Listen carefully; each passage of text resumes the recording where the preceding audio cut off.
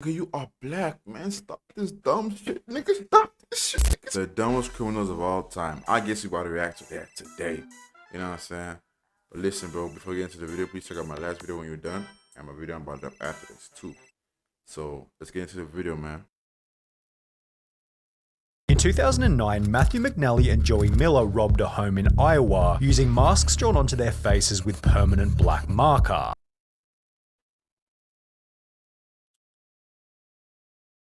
Nigga, we are too early into the video to show me some dumb shit like this, bro. I was thinking of somebody robbing somebody just normally without anything on their face. These niggas, they're gonna permanent marker. First of all, both of you guys are stupid as fuck. Because see, how are you both gonna do some dumb shit and nobody's gonna correct anybody? You could literally wear a shirt over your face, a plastic bag over your face with open holes, and you use permanent marker, not just a whiteboard marker, permanent marker. So, you know, brain cells, once you rob, you're gonna have to go missing for like 5 days. Like nobody has to see you because that's gonna be on your face. It's permanent, bro, for like a few days. Man, people are so dumb, bro.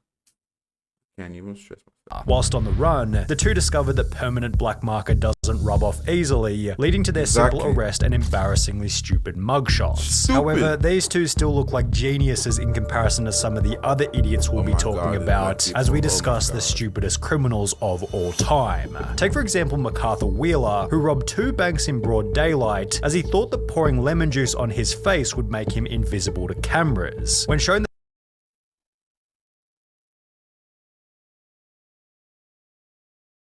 Nigga, what city are you from, bro? I just gotta know. the bank surveillance footage, Wheeler refused to believe that he was visible, stating to officers, "But I wore the juice," believing that as long as he didn't come near a heat source, he should have been completely invisible. Police concluded that Wheeler was not crazy or on drugs, just incredibly mistaken, with the lemon juice mistake eventually he was incredibly stupid, costing Wheeler a 24.5-year prison sentence. However, nigga, I would be so mad if lemon juice cost me 24 years, bro. I would have beef with every lemon I see. If we're on the topic of terrible disguises, then we can't go past Dennis Hawkins, whose disguise as an old lady wasn't much better. His sweater accompanied fake boobs, a full beard, and fittingly clown pants, with this insanely recognizable outfit helping police. Man, you're making the brotherhood sad, man. I don't know what to say, bro. I don't know what to say, man. To catch Hawkins only an hour after the robbery. The police chief for the area stated, "He would get my nomination for dumbest criminal, I think. You still have his black facial hair with a blondish wig. Definitely different." Different is also a good way to describe Patrick McGuire's disguise, who robbed an Illinois convenience store while covering his face with a clear plastic bag. He was only able to obtain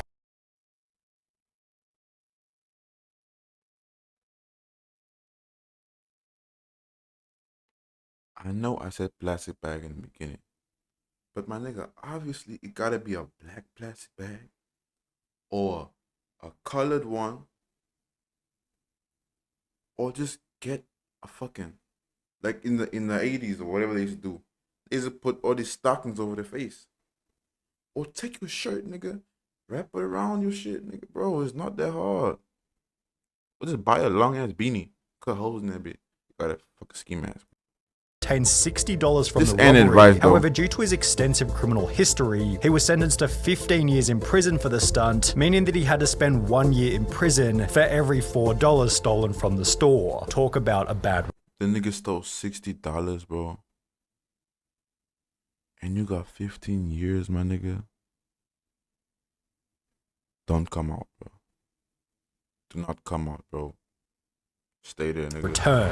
Equally bad was Paul Sinclair's, who attempted to rob a bank in Florida by using his fingers curled up into a gun shape. The quote-unquote weapon was so non-threatening that the bank teller gave him only $120, after which he'd flee on foot before being caught by police only 10 minutes. Nigga, why didn't they give him money though?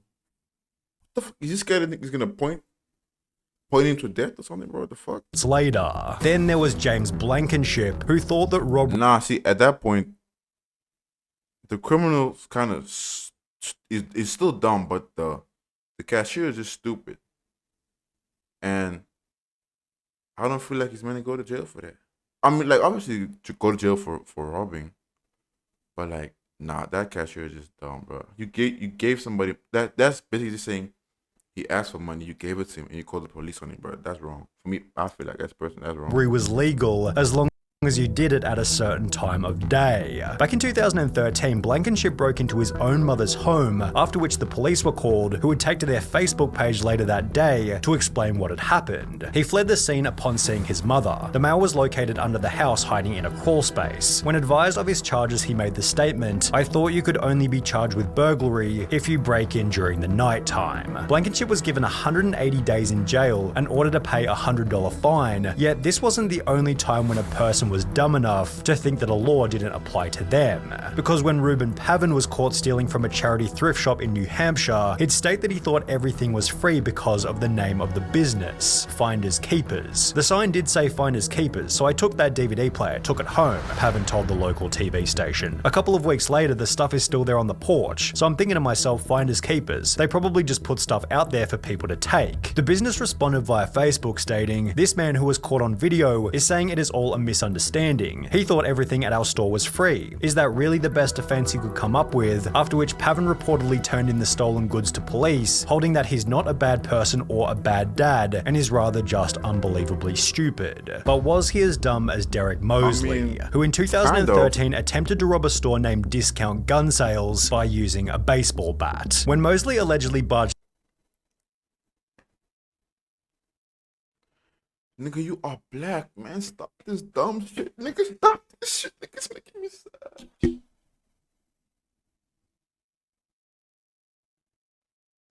Man, we just gotta revoke some niggas and passes, bro. You can't be black no more, nigga. You can't be black no more, bro. You gotta, nigga, switch sides, bro. You can't be black no more. Into Discount Gun Sales and smashed the display counter with his baseball bat, the store manager simply pulled out his own personal firearm and pointed it straight at the would-be robber, holding Mosley in the store until he was arrested and charged with first-degree. Nigga, you supposed to shoot that nigga, bro. Do us a favor, man. Do the black community a favor and get rid of that nigga, bro. Robbery. A similar story then came out of Texas in July 2022 when a gun store was robbed at knife point, although this tale instead ended in a body bag as the robber was fatally shot by the store owner as he tried to exit with his loot. But what happens when you accidentally call 911 whilst committing a crime? Pocket dialing the police is probably a fairly common occurrence. However, for Carson Reinhardt and Nathan Teklemariam, it happened at the most unfortunate.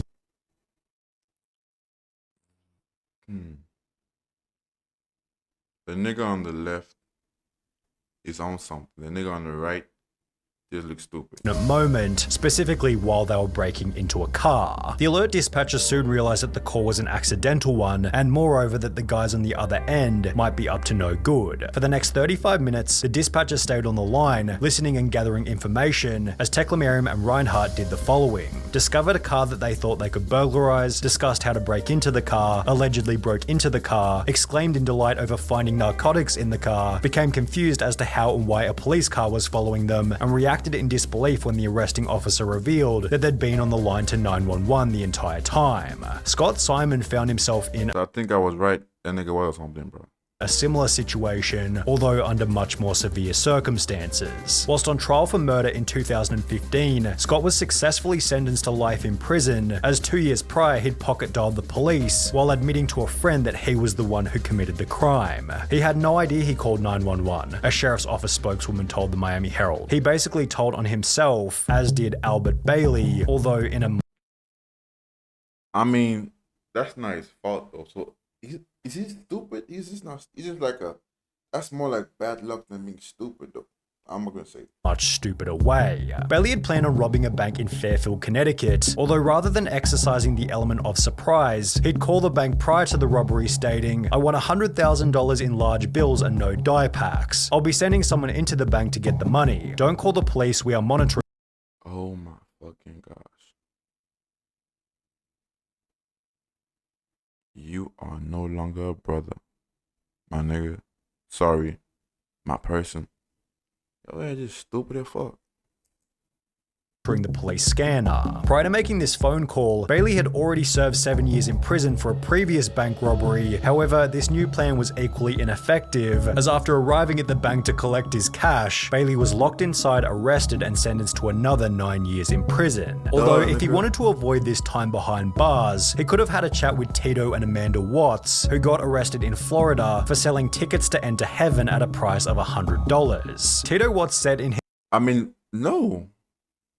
No, that's not okay. It's illegal.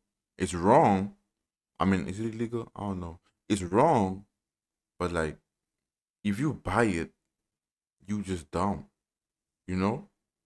So it's not their fault, bro. Like, his police statement, "I don't care what the police say. The tickets are solid gold, and it was Jesus who gave them to me behind the KFC and said to sell them so I could get me some money to go to outer space. You should arrest Jesus because he's the one who gave me the golden tickets and said to sell them. I'm willing to wear a wire and set Jesus up." The arrest that nigga, bro.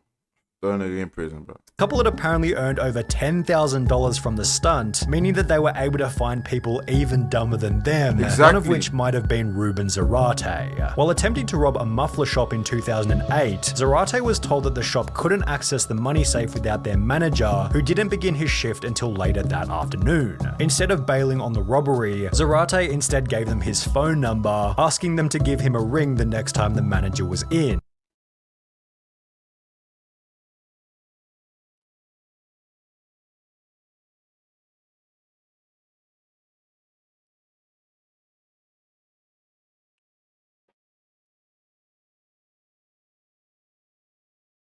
You know when have you ever watched a movie when that one character is just so dumb, it's pissing you off. Like you were like, if I was in this movie, I would beat the fuck out the character, bro. That's how I feel right now.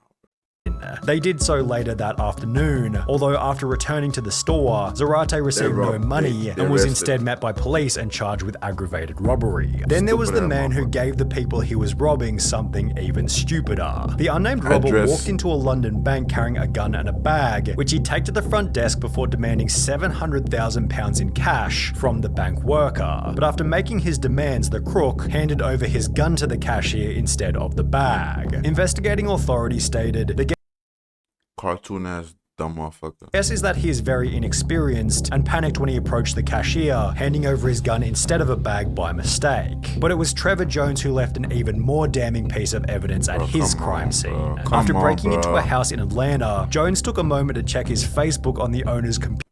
In Atlanta, bro? Atlanta's where the smart scammers and niggas be, bro. How the fuck you from Atlanta, bro? Before leaving without logging out. Less than 3 years later, a similar story entered news headlines, reading a 26-year-old Minnesota man has been tracked down by police after leaving his Facebook profile logged in at a house he allegedly robbed, although this story has a much funnier ending. The homeowner decided to message the robber via his Facebook, stating, "You left a few things at my house last night, how can I get them back to you?" which was followed by the robber agreeing to come back to the home so he could collect the stuff.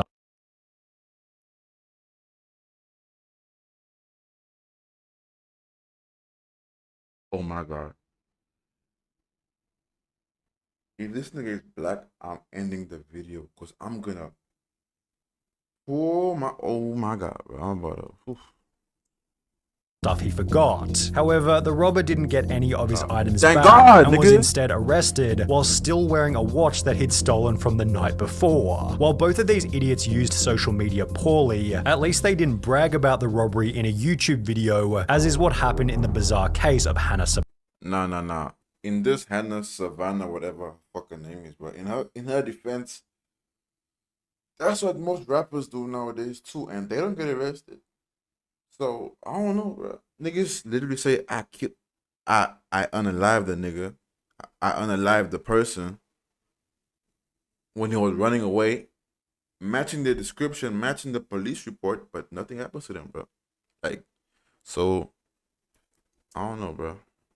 Sabata. In 2012, at the age of 19, Sabata stole $6,000 from a bank in Nebraska, and while almost anybody else would have simply kept quiet, Hannah instead took to her YouTube channel Jelly Beanie to upload a video titled Chick Bank Robber, in which she'd straight up admit to having just committed a robbery. She'd then discuss her entire methodology for the crime.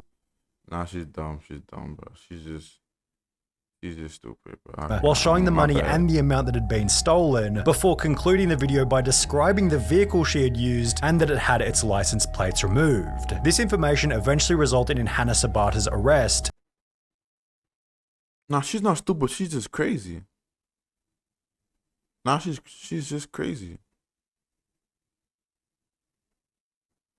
No, she's crazy. And sentencing of 10 to 20 years prison, done so in a public courtroom filled to maximum capacity with people who had seen the video. Smash. Just 2 years prior to this, 21-year-old Frank Singleton was being released from Palm Beach County Jail, having just served time for a trespassing charge. The only issue was he didn't have a car to leave the jail, so he decided to steal one from the visitors' parking lot, yet the car he decided to steal was a manual, and he could only drive auto.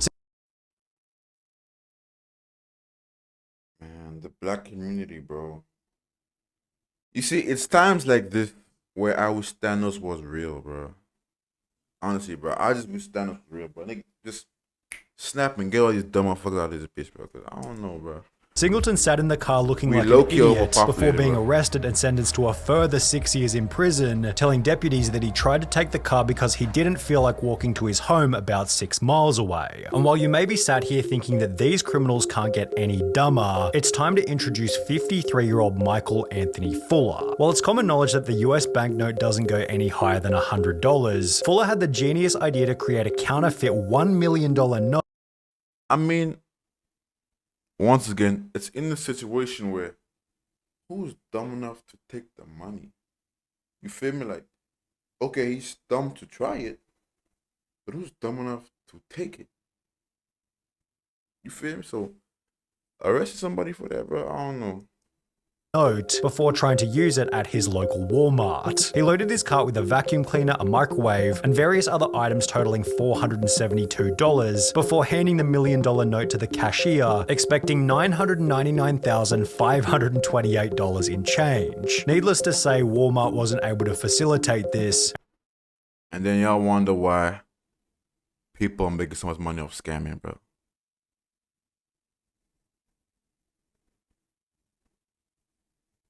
And instead, store staff called police. Fuller was later charged with attempting to obtain property by false pretense and uttering a forged instrument. W video, okay. Not a bad video, not a bad video, not a bad video. But you know what? I'm low-key pissed, bro. This video just made me angry, I'm not gonna lie. This video made me so fucking angry, bro. So I'm about to end the video. It's your boy Big C, man. The black community's fucked, bro. I don't know. Riding on the dick, cause double popping like a bitch. Ain't had nobody out dolly every day, I reminisce.